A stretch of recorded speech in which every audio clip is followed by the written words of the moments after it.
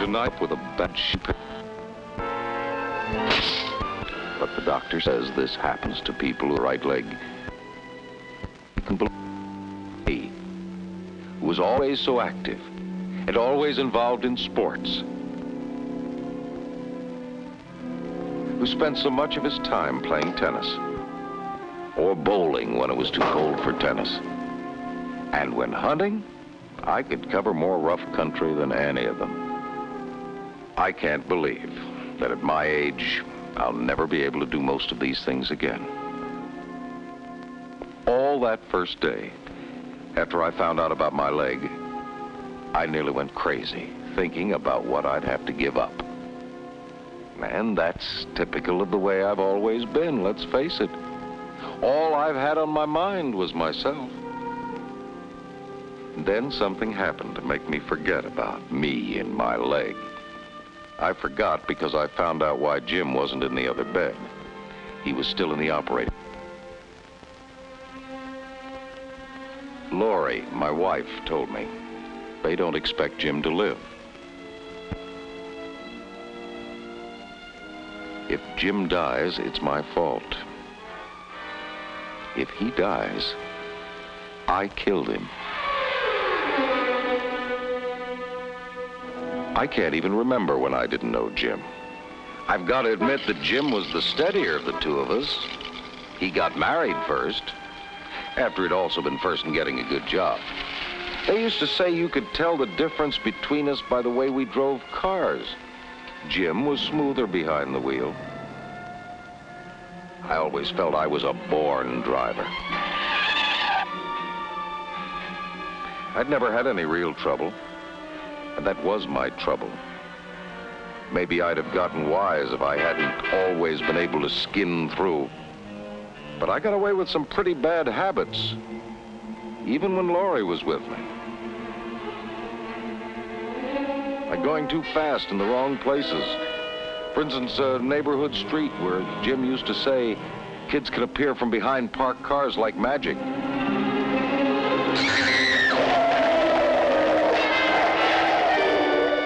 But the worst bad habit of all was thinking I was always as good a driver as I was sometimes. Like when I was too tired and ought to get off the road. I don't know how many times, especially on hunting trips, I was just plain lucky.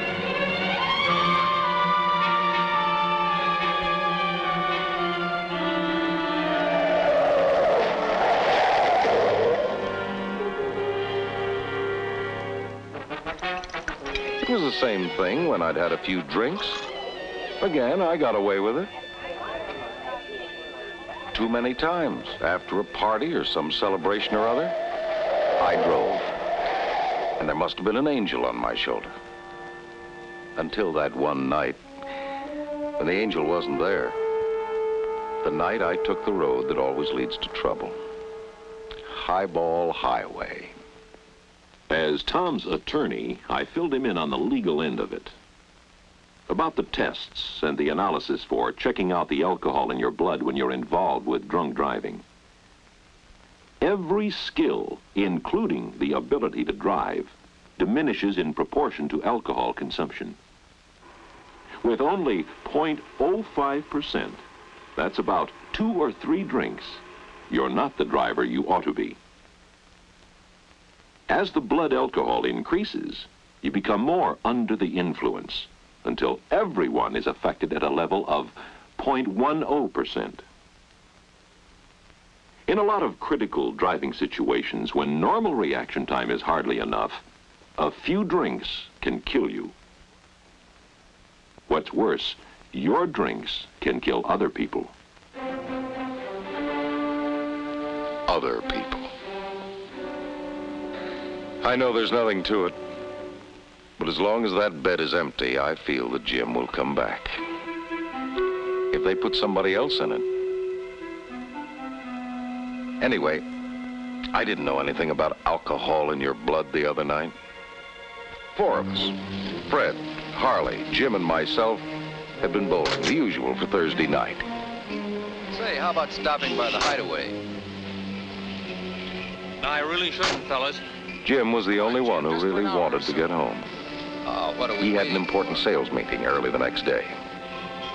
He gave in without too much argument.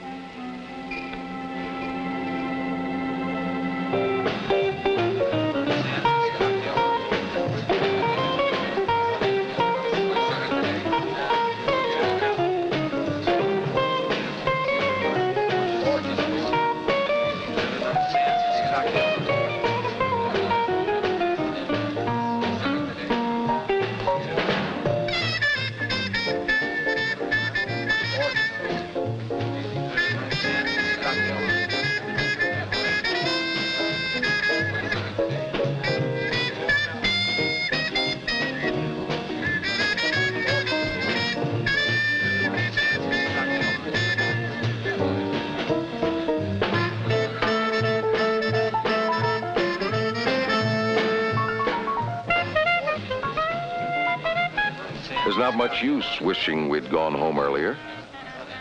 Except, somehow or other, we had more to drink than we intended. It didn't seem very long until it was closing time. And by that time, it was too late, in more ways than one. By the time I got out on the road, Jim had the feeling we should have gone with the others in the cab. And I was beginning to feel the same way. But I wanted to get home, and I wanted to get Jim home. We haven't been home yet. And maybe Jim never will. I don't really know what happened. I got around a car at an intersection, and...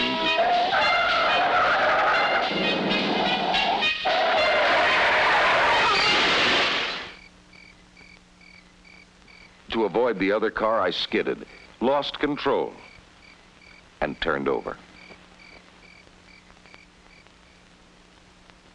In a hospital bed in the middle of the night, nothing seems right. Nothing seems real. But this is real enough.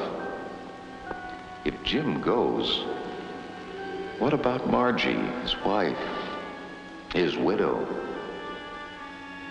What about his children? What can I do?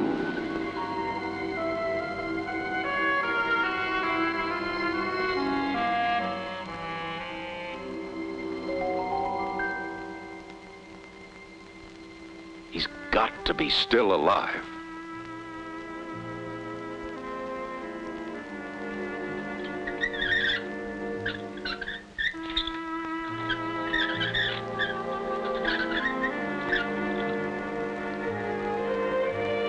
Hello, Tom. I've got a friend of yours here.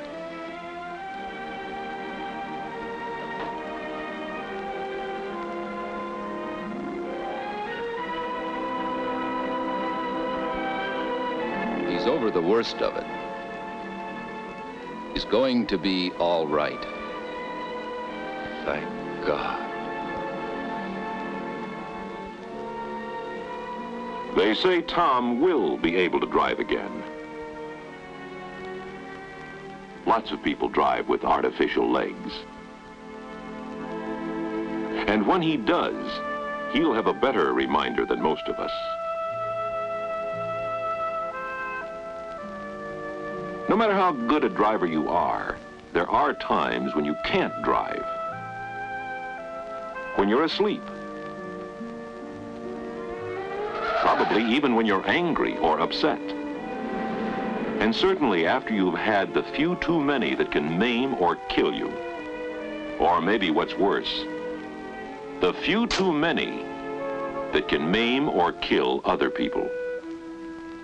Tom can't go back and make it right.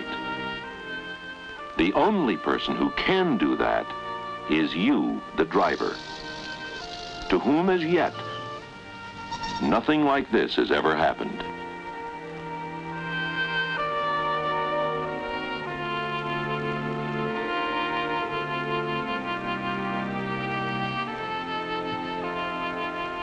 The unfortunate driver we've just seen could have been any one of us, even if we never drink.